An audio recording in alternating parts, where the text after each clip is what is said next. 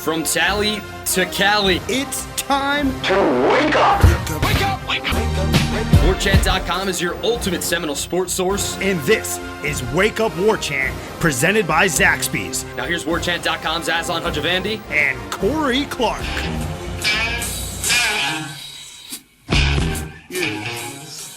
Wake up! What's up, everybody? It's Wake Up Warchant, proudly presented by Zaxby's. Indescribably good still. I assure you of it. Warchant.com, still the ultimate Seminole sports source. Warchant 30 still gets you 30 free days of access to the website if you're not already a member. If you're listening to us on YouTube, how about you people just go ahead, hit that thumbs up button, signal a like. We do appreciate it. If you're on an Apple device, go to iTunes, 5-star it, and tell us your most deepest, darkest secret in the review. And we'll read it one of these days, maybe. Corey, how are you, friend? I'm good, buddy. We don't read reviews on YouTube, do we? I meant iTunes. No, we haven't in a while. Okay. No, we haven't done that in a while. Yeah. Well, this will be the third this drops, and then Friday show will be the fourth. So I want to do we'll read the 5-star reviews on the 5th day of the month, but it's not going to work out this month clearly, so I don't know what to do. Let's go. I'm just going to go pull it up now. How are you, though, Corey? All right, man. I saw Tom Seaver pass away. That's a bummer. I know you're not a Mets guy, but still, you're a big baseball aficionado. Oh, terrific, Tom. Yeah. I'm fine. Not a Mets fan, so that didn't hit me too hard. But you always appreciate greatness, and he was one of the better pitchers of all time. So that was a bummer. I don't know why, but I get him and Bob Gibson confused. Although they're completely, how could you get those two confused? But just like their names are just so simple. Which one threw a bunch of perfect games in the World Series? Is that Bob? There's only been one perfect game in the World Series, and that was Don Larson. There we go. Bob Gibson and look at this show off. He had the 1.12 ERA in 1968. He's the reason they lowered the mound some in 1969, or one of the reasons. Okay. But yeah, nobody had a. I think there's only been the only other person to have a no hitter in a playoff game was Roy Halladay. I think it was Don Larson had the perfect game in '56, and then Roy Halladay had the no hitter for the Phillies one year. I don't know, 10 years ago or so. All right. Well, I clearly know nothing about Major League Baseball, which is great. Yeah. Actually, I literally auditioned for MLB Network back in 2015. That was fun. Well, you might have read up on it if you had gotten the job. You might have known that Tom Seaver was white and Bob Gibson was black, if you'd actually gotten the job. But I didn't. Yeah. So hey, it doesn't really matter. Y'all got me. I'm trying. I don't even know how to pull up reviews on this thing anymore. Oh, here we go. Let me see here. Just read a good one. We don't need to read the bad ones. No, I'm trying to. Let's see here. I still don't even know. Do I scroll all the way to the bottom? Is it all the way at the bottom? Let's see here. Here we go. The most recent review. 4-star. What's up with that, man? Sidney Alfred. Hey, guys, take a look at the 85 FSU at Nebraska game. That team played great defense and had great special teams. Ron Stark kept Nebraska pinned deep in their end on the field. The offense scored 2 touchdowns. No one gave them a prayer. Most FSU fans were hoping that we didn't get blown out. This defense and competent special teams can keep them in most, if not all of the games this year. That could let the offense catch up. Why 4 stars, though, Sidney? That doesn't make sense, and I'm going to get to show off again that the 1980 Florida State team is the one that had Ron Stark that went up there and stunned the world. The 1985 team, I don't even remember who their punter was. I think they won 17-13. They still won a close game in Nebraska, but the 1985 defense didn't turn out to be nearly what the 1980 one was. But 1980 is a good example when you want to look at what great defense and great special teams can do. I'm not sure this team will have either of those. I think they could have a good defense and a good special teams, but that 1980 defense was incredible. I think they gave up something ridiculous, 11 touchdowns the whole season. Yeah. They're not gonna be that, but good defense, good special teams, offense that doesn't kill you. That's a recipe to win some games. The last 5-star review was from August, which was last month, which is not that long ago. Noel 8111. So maybe came back, get his master's when he turned 50-ish. Okay. 5-star review. Glad to know Corey is not pro-testicular grabbing. Okay. There we go. Okay. Yeah, I'm not Yeah, at all. So on today's show, Corey, I didn't figure out a good tease to make people keep around a minute 28 to drop like the bomb on him, like, oh, here it comes. We did get to speak to Coach and Josh Kaindoh and Jaiden Lars-Woodbey. We will not be speaking to them on Thursday. They will be practicing. They will then speak to us on Friday. So we have that to look forward to. And then their mock game on Saturday, which I wonder what the difference between a mock game and a scrimmage is. Man, I think a mock game is that it's a walkthrough where they get to the stadium 2.5 hours before the game starts. Okay. They sit in the locker room. This is when you go out and stretch. This is when you come back in. This is when we do our just the warm-up plays where we half the team stands at midfield to block it, like, there aren't people in the press box. But you know what I mean? I think it's straight up, we're going to pretend we're playing a game. We're going to do everything operationally that we're going to do for a game. We're just not going to actually play a game. That's the impression I got. And I can't remember, and this is going to sound sarcastic, I don't mean it to be. I can't remember if Willie did something like that or even if Jimbo did something like that. It's a good idea. Yeah. Norvell's whole thought process there is, just get them ready for the September 12th so nothing is a surprise to them. It feels, it feels normal, and that, they know when to show up and they know exactly what he wants to be done from, let's say they show up 2.5 hours before the game until kickoff. He's got those 150 minutes perfectly scripted out, and they're supposed to follow it to a T. I don't know where wide receivers kicking field goals will fall into that, but I assume it'll be in there somewhere. He mentioned that, he mentioned that the other day, and we didn't touch on the podcast, but he talked about just going, because they're in a game week sort of environment right now, even though they're more than a week away from the game. We're now, 10 days from, or are we 9 days? 10 as we're talking, 9 as people listen to the podcast. We're 9. We're Peter Warwick days away. Kendall Pope. There we go. Thank you. That's more obscure. You want to go a little more obscure. Yeah, I got you. Can you name anybody? I can't name anybody else with a 9. Josh Sweat, was he number 9? Oh, I think you're right. Was he 6? 9. Yeah, you're right. Carlos was a 6, right? Carlos Williams? 6? Carlos was a 6, yeah. Okay. Yeah. Richard Goodman might have been a 9, too. Are you going to show off all day? That's what I'm going to do. This is the show today. Show off? Some great 9s throughout Florida State history, but I guess we'll go ahead and say that Peter Warwick was probably the best of those.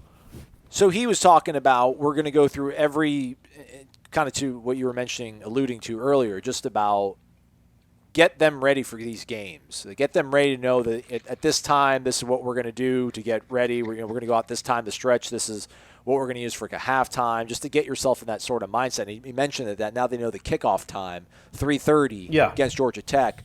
That does sound right. Yeah, so they probably do this whole mock game, roll the buses up like around 1:30 and get out, get to your locker, get dressed, etc. Put on your Garnet jersey with white numbers. Mm-hmm. See how it looks, see how it feels. So these are encouraging things. I don't remember. I know they had a scrimmage. I'm sure they had a scrimmage before Boise State, but I want to say the one they had before Virginia Tech was during the day. But I don't quote me on that. They could have scrimmaged at night before the Virginia Tech game. Although, was Willie doing his whole $1 million donation thing the night before the Virginia Tech game? Yes. Or was that 2 days before? I think that was the night before. Or no, that might have been the Saturday night before the game, because it was a Monday night. Wasn't it a Monday night game? It was a game. So I think it might have been a Saturday night. He might have done that on Saturday night. Yeah. So, but it's a good idea, sure. just to get people to know, just to get the players used to actually.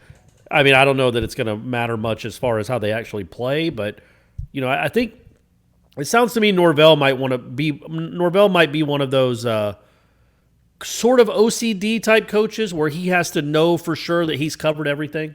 Like just so he can sleep at night. So he knows how to talk. He probably practices how to talk to the captains before they go out on the field. So he knows exactly what he wants them to call and what he wants them to say to the referee. Like, it seems to me he covers all those types of bases. Like, or he won't be able to sleep. He won't be able to function unless he knows he's at least told somebody what he wants. Does he look in the mirror and practice his pregame speech? I don't.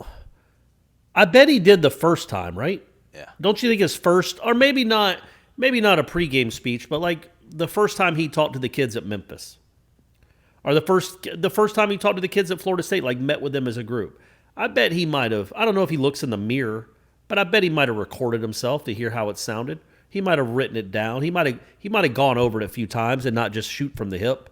I think there's a chance that could happen. I don't begrudge him the right to do that. I think that's not a bad play.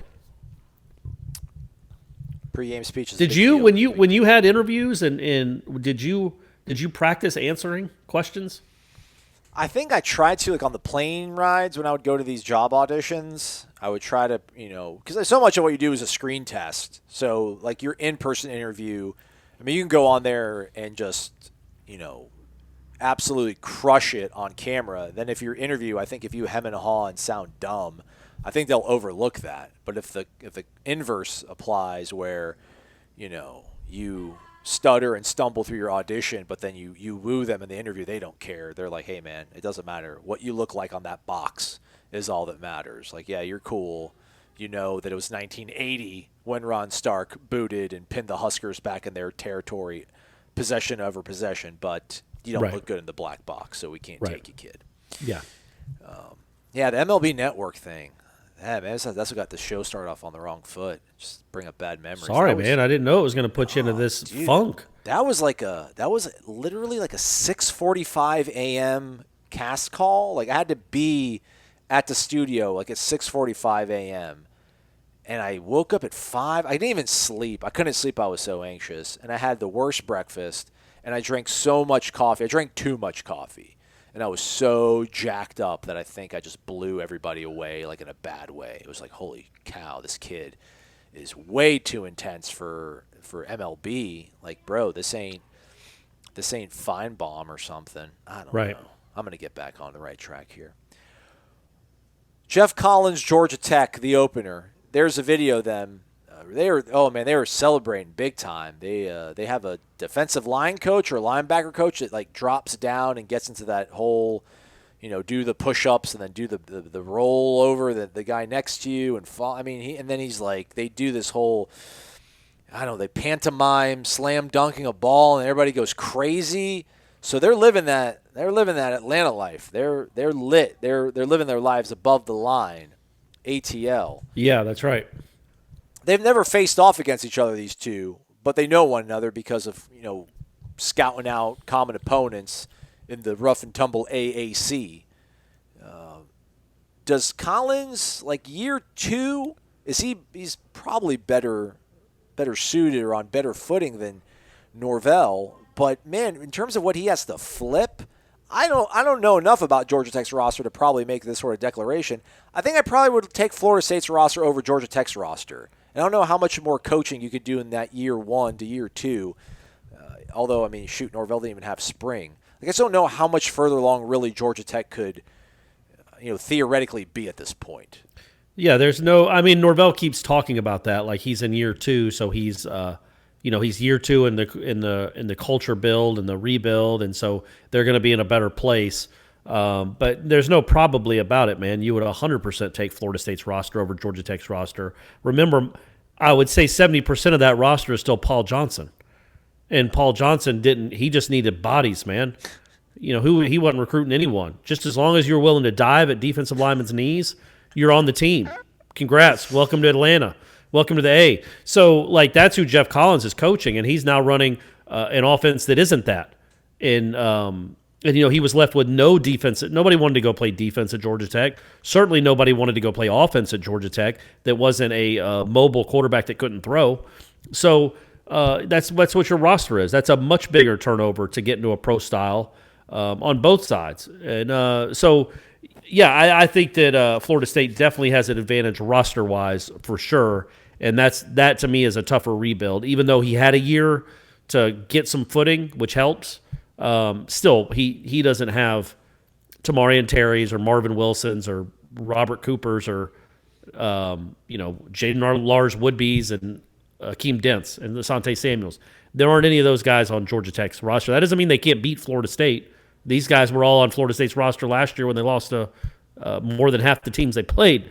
So it's not an unbeatable roster, but it's certainly talent-wise more impressive than Georgia Tech's. You know what else Georgia Tech does that I just forgot about until you started talking about all that nonsense with the dunking and everything, was I'm almost positive they lift weights before the game. Like out on the field, they bring like a bench press and some dumbbells, and they have them. I wonder if they'll be able to do that this year. But they would I remember they played Clemson. I think it was in the season opener last year. They played Clemson, and it was Collins' first game. And on the bench, on the sideline before the game, they showed him like an hour and a half before the game. The defensive line coach, maybe, or the strength coach, is sitting there putting the guys through paces as they work out on the bench and do like arm curls. So like it's Venice Beach. So, all these coaches reinvent the wheel. We know that. In a rather interesting sight, several Yellow Jacket players were seen lifting weights and doing bicep curls on the sideline during pregame of Thursday's Clemson-Georgia Tech contest. I mean, it didn't help them much. They still ended up and I don't know that Clemson lifted a single weight an hour before the game, and they still somehow managed to win. But I do wonder if they're going to be able to do that. You wouldn't think they'd be able to bring that to Doak, would you? I mean, they're not letting anybody else on the field. If you're still part that's of that true. Tier 1 clearance, you can world's your oyster. You can get out there and do whatever you want. Man, they went viral for their pregame workout. David Pollock, I've never seen this in all my years around football. Never. Yeah. Georgia Tech pregame shows. Probably a good reason. Oh man, that just strikes fear in people's eye. Well, good luck with that though. Hey, love them up. Can now, what would they do if like Marvin came over and tried to get a few reps out? Like, hey, you guys mind if I lift these for a few minutes? I don't you think they say no? Is it off limits? Probably. I don't think that sharing is caring, but not in the rough and tumble. Okay. ACC. Just saying. We're all rough and tumble. See if they stop them. Did you see the video of a receiver that beat a defensive back on a one-on-one drill, Corey? What do you think about that? Does that freak you out? I did not see it. Explain it to me. Kentron Poitier. Okay. KP. There's a go route, and he ran right past the national leader in interceptions for the 2019 season. Okay. So I don't know, where do you land on that? Is that promise or is it panic? Well, apparently old Kentron might be a bit of a player, huh? Yeah. That would be more of where I'd lean there. Glass half full guy today, huh? Always, man, always. And was it a team drill or was it just one-on-ones? It was like one-on-one. It looked like. Yeah, I mean, that's it's one-on-ones. It's going to happen. The receiver has the advantage because he knows where he's going, and you obviously got no safety help. Now that doesn't mean just let guys run right by you, but I think it might be a good sign that kid might end up being a player because he made a couple impressive plays in the scrimmage too. So hey, maybe that guy's the real deal. But then Dugans wasn't all that impressed. Yeah, I think part of that is, number one, I'm sure he still has a ton to learn. He's not doing the little things well at all. But the physical ability, you can't teach that or coach that. And that's I mean, I would be really surprised to hear any wide receiver coach in the country talk highly of a receiver 2 weeks into a freshman 2 weeks into practice. Yep, he's got it. He's going to be good. I think that's. Dugans didn't talk highly of any of them, by the way, really. But I'm not surprised that he wouldn't kind of keep the kid. You don't want him to get a big head 2 weeks into his first fall camp. What's impressive here is I'm reading the comments. Okay, never mind. I guess I could see it. This guy, man, wow, what an eye this guy had. So the pass is actually a little bit late, and he kind of has to turn around and get it. But it works out fine. So the first comment was not a great pass. So that's a little concerning. And then the person comes back with, well, it was this quarterback, not the starting quarterback, and it's just one throw. Relax. Okay. And then somebody comes back with horrible throw, but great catch. And then somebody LMAOs. That's a great throw, bud. Man, I love the internet. What would I do without the internet? I'd have 3 minutes less to talk about in this show today. But there's 2 threads also on the Tribal Council that bring attention to this. That'd be a nice little development, man. Because I know we keep talking about 11, Warren Thompson, but if this kid at his size, his speed, what are you going to do? I mean, what kind of sort of red zone package do you think you have out there? Yeah, he's a big body, man. He's a big body and he's raw. There's some clay to mold there, and Dugan's might be able to turn that guy into a big time player. Now again, it's 3 weeks and that's one play in a one-on-one drill. But again, what he did in the scrimmage, the way Norvell seemed pretty high on him for sure. And Dugan's again, I don't put much stock in that. They don't really do a lot of talking about each other, how good they are. By the way, though, I will say this, completely changing subject for half a second. I talked to Stan Jones on Wednesday to do a story just about what the basketball team's doing, how they're getting ready. Same with baseball. And I asked him about Scotty Barnes, and he said, because all they can do right now is like individual development. They can't practice, obviously. It's like 4 hours a week in the gym for each player. That's about it. And it's like one-on-one development or, two guys in the gym at a time. And he talked about Scotty Barnes. It's like, yeah. He goes, Scotty Barnes is legit. He's like, that guy he's all that in a bag of peanuts. Oh. And so for an assistant coach of Stan Jones's caliber, a guy that coached in the NBA and a guy that's coached many NBA players in the last decade, for him to speak that high, usually Stan Jones will be like, yeah, he's got a chance now. He's a good player. He's got a chance if he keeps working. I've never heard Stan Jones say, yep, he's all that in a bag of peanuts. So Scotty Barnes is the truth, folks. And he said the Calhoun kid reminds him of Tim Pickett, just the way he never met a shot he didn't like, but has a ton of confidence, goes hard the entire time he's on the floor, and has a really big personality. So a little basketball talk before we switch right back to football. What % capacity will be at the Final Four next year? Oh, unless they play it outdoors. Maybe they'll play it on an aircraft carrier. Unless they play it outdoors, I would say not much. Maybe 0, maybe 10%. What? Yeah, what are we going to be? Well, hey, maybe there's a vaccine by then, buddy, and it'll be 100%. But if we're in a similar spot than we are now, I don't know that we'll be. How do you do it with inside? How do you do it indoors? That would be my concern. It's masks, man. Mask space. You mask it up every other row, maybe. Would be something. Saints are going to play with fans. They play indoors. All right. Okay. Well, hey, I hope it happens, and I hope we're there covering it. Yeah. Iowa State walked back their attendance policy, which is kind of weird, I thought. But then again, I think Iowa's kind of they're in the wrath of it right now. Yeah, they're in the throes right now. Yeah. This too shall pass, Iowans. This too shall pass. It passed through the Sun Belt, so it'll be all right. I mean, I think you said it in past tense. I think we're still dealing with it, but Florida's good, right. It's man. Gone. It's gone. We're all good. We don't all talk set. about it anymore. It's crazy. I'm not talking about it on the show. I just feel like we don't even talk about it as a country anymore. It's kind of cool if you're into that sort of stuff. Right. Just not talking about what's going on in your community. Did Josh Kaindoh or Jaiden Lars-Woodbey say anything that caught your ear that was of great significant interest? Let's start with Jaiden Lars-Woodbey. Man, does he strike you as a guy that knows what his job is going to be this year? Well, look, man, I think these players have been so accustomed to not divulging secrets, not divulging information, that I don't think he doesn't know what position he's probably going to play. I just don't know that he knows that he can tell us. Okay. So he kind of plays a little coy. I think that's more than anything. I don't know that it's still up in the air.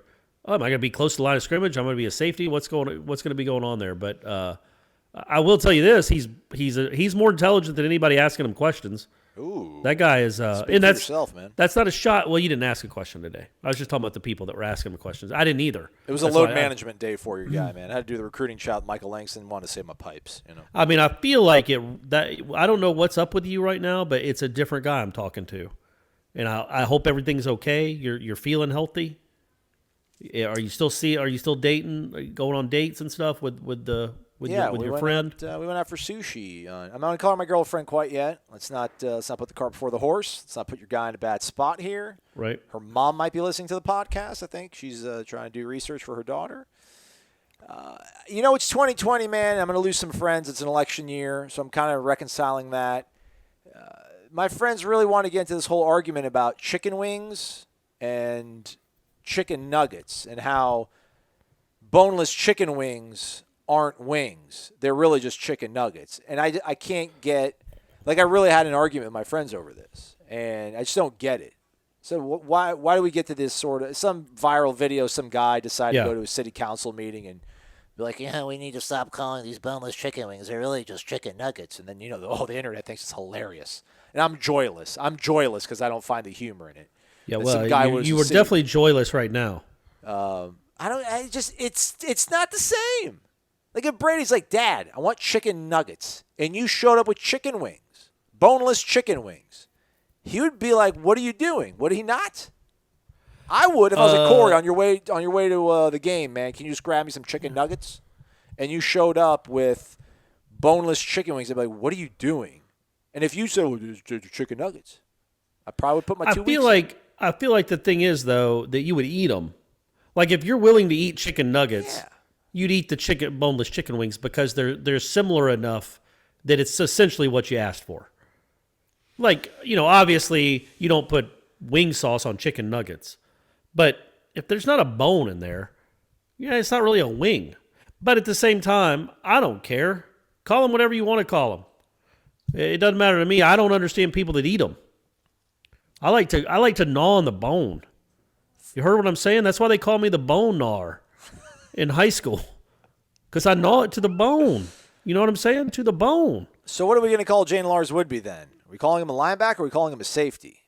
I think we call him the Swiss Army knife, right? Swiss Army knife. That's how Jaiden Lars-Woodbey described himself today in interviews, as a Swiss Army knife. He's the one player, arguably, that I am probably just completely dismissing and undervaluing. Yeah, there's a chance. Yeah, I see that, and I'm not exactly against you in that, because he's never a name that pops up first or second or third when I'm talking about even about the secondary, much less about the defense as a whole. And part of that, he got thrust into a bad spot as a freshman. And he played with an injured shoulder that whole year too. He did, and then he played a different position as a sophomore and got hurt early. So I think he has a chance to be a good player, man. He's certainly really intelligent, and you do need that on defense. So this might be a good year for him, man, a breakout year. Let's hope, because who knows what's going on with Hamsa. Well, yeah, what was that about the other day, Mike? Why did you ask that question? Well, I wasn't all that. I don't know, man. I'm not a writer, so I guess the story that breaks Tuesday is that James Blackman's your starting quarterback, so everybody wants to ask a question about James Blackman. No, I'm just saying, had you heard or seen something in a video that Hamsa was in a boot or not practicing much, or was it just because we hadn't heard them talk much about Hamsa? Well, people on the boards have been curious about him. I think somebody even went as far to say that they heard that he was spotted in a boot or maybe like crutches or something. So, and we hadn't heard his name, so I'm like, well, it's a fair thing to maybe ask in terms of a guy that they really publicized for a lot sure. of preseason. No, I wasn't saying it was a dumb question or a bad question. I didn't know what precipitated it. But yes, his answer when you asked him, I can't remember how you phrased it about Hamsa, but it was 100% about Hamsa. His answer mentioned nobody, and he didn't even mention Hamsa by name. Yeah. Right? Yeah, well, the whole thing was I was sitting here, thinking about how I'm going to ask this question so I can actually get an answer about, because he doesn't like talking about injuries at all, which is fine. I get it. Actually, I don't get it, but I understand that's where he's coming from. Right. And I'm like, well, how can I ask this? And my whole thing was, well, you're 10 days away, so 10 days for some people might be plenty time to get right, or it just might not be enough. So that was the whole thing. I'm like, 10 days away from kickoff. Does that feel like, that's enough to get Hamsa Raiders will not be enough to get him to where he needs to be? And he's like, well, we're going to take every single second and minute available to us to get ready for the season. I'm like, all right. Look, people rehab differently. We certainly don't have any idea how close to 100% he is, even on the record anyway. So he might not be 100% by September 12th. So maybe if he plays, it's limited, and then you want him 100% by the 26th because that's Miami. So maybe you think about him not playing. I don't know. We'll all see on September 12th. I don't know that Norvell is going to be the type of coach that announces when a kid is not going to play because of injury. but he might be. Heck, I don't know. I'm not saying he won't be, but it didn't seem like he was that forthcoming with that particular injury. Well, he's been forthcoming in almost every other walk of this job, just not necessarily with injuries. Yeah, I mean, I guess that sounds like a criticism. Like everyone's got their little thing. That's his, so I understand. No, it wasn't a criticism. It's just that I've praised him so much for the access, and it's well deserved. But that's one thing where he's kind of tight-lipped on. So, but the thing that's interesting to me is if practices were open like they were supposed to be before this happened, I wonder what the protocol would be for something like that. If you see a kid in a boot or you see a kid just on the bike. Yeah. But we're not there, so we can't report on stuff like that. So next year will be more of a tell on what we'll be able to discuss before, during, and after practice. Somebody commented on the Jaiden Lars-Woodbey video with, his name is John. Just give the opposition every detail on injuries. Thanks, sports media. Well, people, what are you going to do, man? That was my favorite. That was actually my second favorite. My favorite one of the day comes from a guy named Andy. A comment on the Mike Norvell video. Why do all these reporters address him as Mike? He should be addressed as coach. It is disrespectful otherwise. My rule on that is if you weren't my coach, I'm not going to call you coach unless it's a seniority thing. Like there's no way I was going to call Bobby Bowden to his face Bobby. Right. Just no chance. I was 30 something at the time. He was the all-time winningest coach, and in his mid 70s, I would have felt weird calling him Bobby or calling Beamer Frank. I don't think I ever, you know what I mean? But like Jimbo, I'm going to call him Coach Fisher. Come on, man. Or Willie. It's Jimbo, Willie, and Mike. That's Dillingham. I'm not going to call him Kenny. Hey, Coach Dilly. Yeah, come on, man. They're not our coaches. You know who does that all the time is Ira. He throws the titles in front of everything. Like I've never called John Thrasher anything other than Thrasher, I think. Ira always, when President Thrasher's talking, he likes to, when President Barron is talking, like he always refers to them by their title. Well, that makes nice. sense. Yeah, President Thrasher. I want to call him John Thrasher. Like, yeah, no, just when I'm referring to him, like if I'm talking about him on a podcast, I'll just say Thrasher. What about Coburn? Why doesn't he get that level of respect? Ira never calls him Athletic Director Coburn. Because that's just too much. It's too much of a yeah. I got you. Well, it's funny. We were filming a project that's going to probably see the light of day here in a little bit.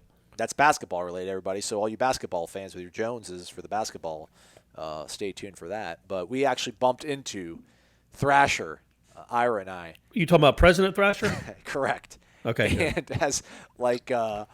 Him and Ira are talking. The grown-ups are talking. I'm just in the background hanging out, and they say their goodbyes. Like, all right, he's like, yeah, I'll catch up with you. Check in on that later. And then Ira's like, thanks a lot, Coach. And then he loses himself in like how he's gonna say goodbye. I'm like, you got a mask on. He's got a mask on. I don't even think he heard you. It's fine. Just let it roll. So he called him Coach. That's funny. Yeah. I don't know if I used to be when I covered high school football. That was, I guess, my thing that really ingratiated me to the coaches. Like I just was I'm a coach this, coach that, head football coach. Like I would always, like with such reverence, I would treat these guys. I would too.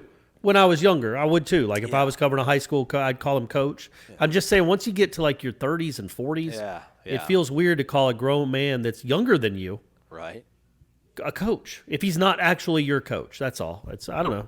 I think some people it wouldn't matter to them, but it's not like I didn't work 7 years for you to call me Mr. Smith. I'm Dr. Smith. Yeah. Like I'm not. It's not one of those things. I'd probably call Jimbo Coach though. Yeah, I know you would, buddy.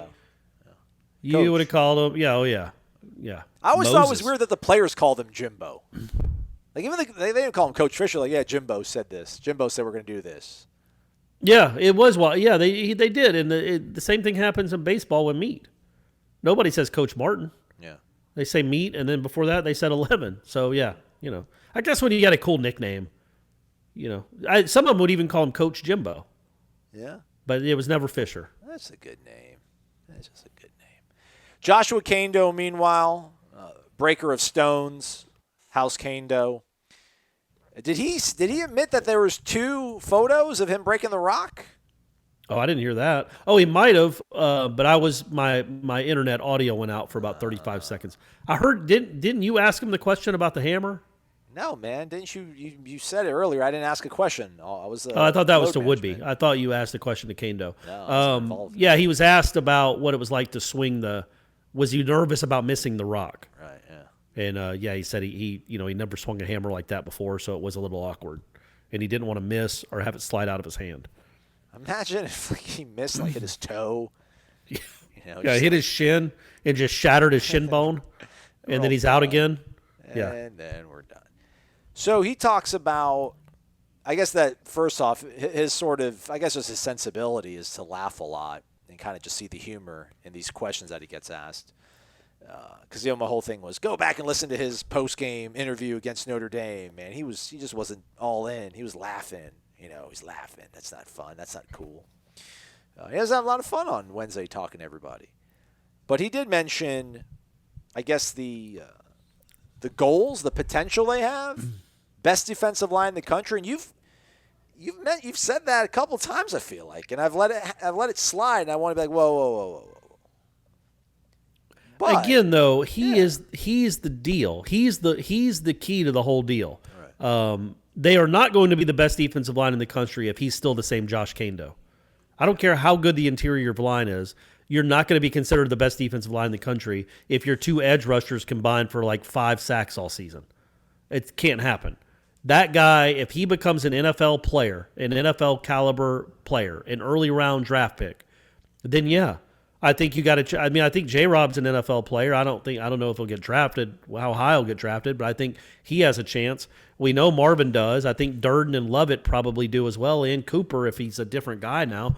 So you're talking about a defensive line that potentially has 4, 5, 6 NFL players on it. So yeah, if Kaindoh is that guy that's like an all-conference type player, early round pick type player, if he plays up to the vast potential that we think he has, then yeah, you're talking about probably for sure the best defensive tackle unit in the country, just depth-wise and talent-wise matters too. And then if Kaindoh can be a legitimate sack dude that can dominate other tackles, and J-Rob's a nice player. He's not special, but I think we've seen enough from him to know he's a solid contributor, pretty good player. Yeah, man, I don't think it's outlandish to number one have that goal.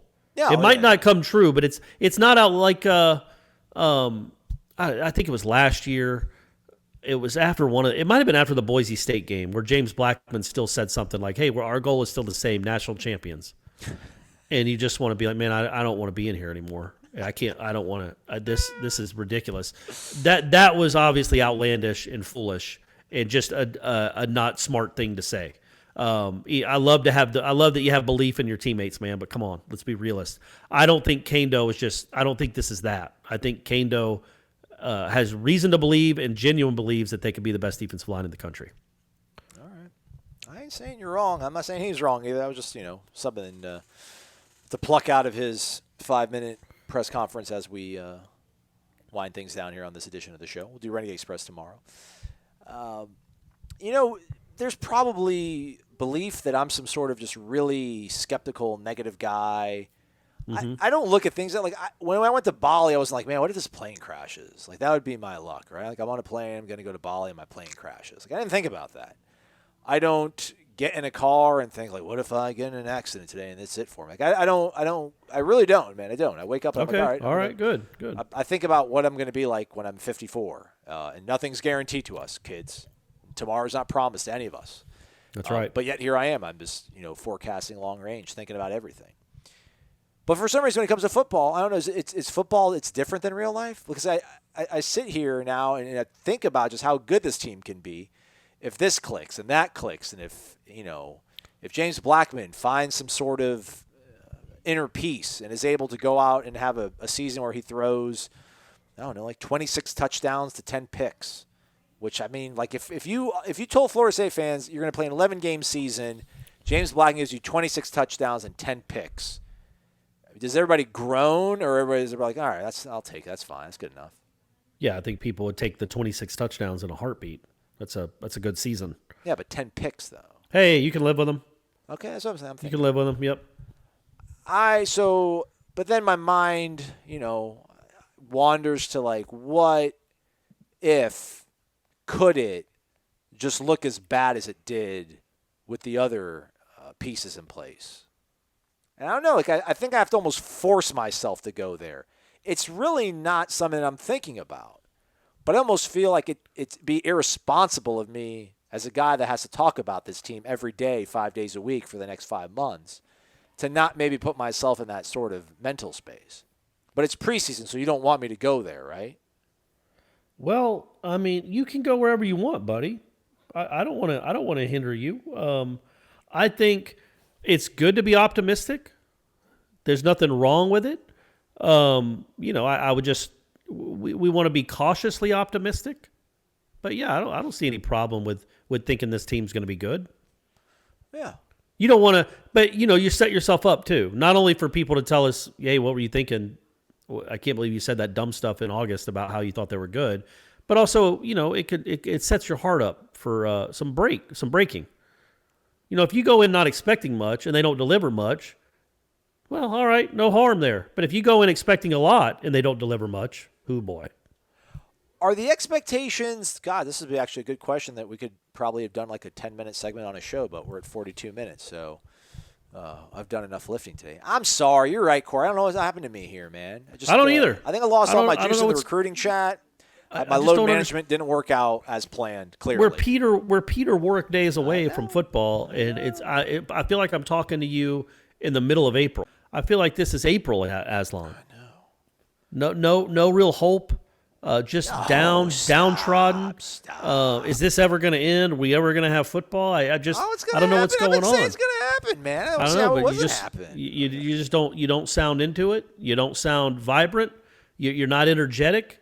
I rarely have to carry the show I carry the show all the time. Obviously, we know that. I don't usually have to carry it with my upbeat personality, though. But I feel like today I've had to carry it to do, to bring some energy. You're the energy guy. I should have thought about this. I blew my wad on the whole PFF offensive line study. I should have saved some of it for more brainstorming. I wasn't paying attention to the interviews today. But my question, though, is a legitimate question, I think. Okay. So, like, where are the expectations now versus 2019? Because we mentioned going into 19 last year. This is like the first season as a Florida State fan, you're going into a football season where you're thinking, man, win me 8 games and I'll be happy. Right? I mean, in terms of the last 40 years, 35 years, nobody went into a Florida State football season thinking just get us that 8 wins. Get us 8 wins, Gator Bowl, I'll be a happy camper. Are we still there?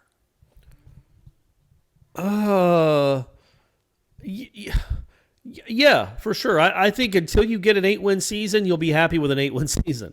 I know that that's not the standard around here, and that needs to be raised significantly, but it needs to be raised. It hasn't been raised now in 3 years. So I think going into this season, I think the expectations, I think they're higher, but I think what you'll settle for is the same. I think going into last year, you would have settled for 8-4 and said, okay, that was good, that was fine. I think you would do the same thing this year. You'd settle for 7-4. You'd certainly settle for 8-3. But you might also there might be a tinge of, man, when are we going to take that next step? But you got to take the first step before you can take the next step. And I think 8 wins this year would be something that people would look as a success. Gosh, how would 8-3 be? How would that be settling, Corey? 8-3, good grief, man. I mean, it's Florida State, though, man. No, I'm saying the mindset. Some people are racing to get back to where they were, racing to get back to the mountaintop. Right. And a 3-loss season against a schedule that isn't overly daunting. I mean, you did lose Florida. It's tough. Come on, man. It's tough enough, but it's not. Look, man, I don't think North Carolina's a New Year's Six team. Pitt's got a good defense. Okay, man. All right. I don't think there's anything out there other than Notre Dame and Clemson that scares you. So you have a right to expect 7 or 8 wins, and I think that can be the expectations. And if they exceed that, obviously, then that's a great season. But I think you go into it, hoping that you can get to 8 wins and also hoping that, by gosh, you can compete with your rivals. Even if you don't beat them, you don't get blown off the field by them. You take a step back in the rivalry and get close, because being so far away is just gross. Well, see, it's interesting. This will be my last thought. We'll go on out. We set the expectations for 2019 going into, but there was that sort of nuance about how's it going to look. But then it was also the nuance of, well, who are those 8 wins against? Right. Because you could have last year, you could have gone 8-4, but lost to Clemson, lost to Miami, lost to Florida. And think about that. Like flip it right now and say that they won the Boise game and they won the Wake game. Right. And lost the rest the exact same way they lost the rest. Even the Sun Bowl? Even the Sun Bowl. Okay. But what would you think about that season if they had gone in the regular season 8-4 with 2 narrow wins over Boise and Wake Forest and 4 awful defeats? 1 to Virginia when you blow a late lead, and then 3 just straight blowouts against your 3 rivals. Would you feel like that was a step in the right direction? Probably right, but not a huge leap. And you would still have a lot of area for concern. If you have a similar season this year where you win 6, 7, 8 games, but you compete against your rivals and you make them actually have to play a starter in the fourth quarter, I think you feel better going into 2021. See, I don't know, man. If you go 8-3 and you lose to Notre Dame, Clemson, and Miami, I know everyone's gonna be like, well, those are the games, man. Those are the marquee, those are the premier games. I think even if you lose all 3 of those games by 2 or more scores, I think you still focus on the fact that, hey, man, we beat all the teams that we should have beat, and that we had like 50-50 coin flips on, and the ones that were I think that's something to build on. I guess Miami's a 50-50. Notre Dame and Clemson are not 50-50 coin flip games. No. So. And Miami might not even be, but Miami's like maybe closer to 60-40 or 55-45. But again, in 2 of those games, really all 3, but especially against Clemson and Florida last year, those were embarrassing. Yeah. Just quit getting embarrassed. Quit getting lapped in the second quarter where the game is over and they're celebrating every other play. Just compete, man. That, to me, is what you'd want to see out of those rivalry games, whether they're losses or not. So, yeah, if you go 8-3, and all 3 of your losses are to those 3 teams, but they're all by 21 or 28 points, and 2 of them were over in the second quarter, you probably feel okay, but you certainly don't feel great. And I don't think you're sold on Mike Norvell, even if he turns it into an 8-3 team. If his teams just straight up don't compete in those 3 losses. Well, here's the thing: they're going to go 10-1. You're right, and they're going to finish 5th. Because the media hates Florida State, so they're not going to make the playoff. But they'll finish 5th, which will be something really good to build off of, and they'll get a really good recruiting class off of it. Okay. And all right. We'll be – I don't even know where the Final Four is next year, but we'll be there just kind of looking forward to spring football at that point. So life will be good. Yeah, I can't wait, buddy. I do sound flat today. I apologize, but I really am excited, man. I'm excited to watch it. I mean, I can't – it's just amazing to me that I can tell, man. I can tell. Oh, it's coming out of your pores. Oh, it's Corey Clark, everybody. It's Corey Clark. See, even that, it's coming out of your pores, man. I mean, I feel like I don't know if the Tom Seaver news hit you harder than I would imagine. It was, man. It was. They're gonna play a football game in 9 days, dude. I still can't wrap my head around it. It's like a real meaningful game. And I think opening Shannon and Brady are going to be at the game. Let's go. All right. Why didn't you say that earlier? When you knew I was struggling. Come on, man. You should at least come down to the stadium to say hey to Brady, even if you don't get to go inside. You could come down and say hey to Brady. You're his favorite host on this show. So he'd really like to see you. Starts with the letter A. No. Period. You're his guy. Remember he had that phase where he talked about you all the time. I know it's a phase though. You haven't mentioned it like in a year and a half about him talking about Uncle Aslan and all. Kind of hurts. Not gonna lie. Well, that's true, but I still think it's deep down in there. That doesn't go away. It's like that first teddy bear you have. Okay. You still remember its name and how you used to sleep with him. It's getting a little weird. Okay. I had Barney. I had a pound puppy, I think. Oh yeah, pound puppies are awesome. I had a pound puppy too. Yeah. Pound puppies. And I would chew his tail. All right. That's normal. But what are you going to do? Oral fixations, you know what I mean? They didn't call me oral fixation in high school for nothing. The bone gnawer, right? Gnawing on bones. That's what our guy does here. Renegade Express, that'll be tomorrow. Hop over to warchant.com. Leave your questions on the Tribal Council. There's so much to talk about. It'll be our last Renegade Express before, game week. When we have the one after that, we're going to be like 40 hours away from Total Leather, Gamble Stadium. Let's go. Unbelievable. I'm still not jinxing it. I'm not saying it's There's happening. nothing to Hey, I'm just not. I'm What on board. What could happen? Hey, What's don't gonna ask happen? that question. Don't even ask that question. Don't have those words come out of your mouth. But I'm fired up and I'm ready to go. I'm ready to watch some football. Finally, an answer to the age-old question: which comes first, the chicken or the egg roll? Easy. Just eat whichever one's closest. The Sensation Salad and Filet Sandwich Meal are back at Zaxby's. Both feature our famous hand-breaded chicken, crispy wontons, Asian slaw, and citrus vinaigrette. And each comes with its very own egg roll for a limited time only at Zaxby's. Order ahead drive-thru or get it delivered.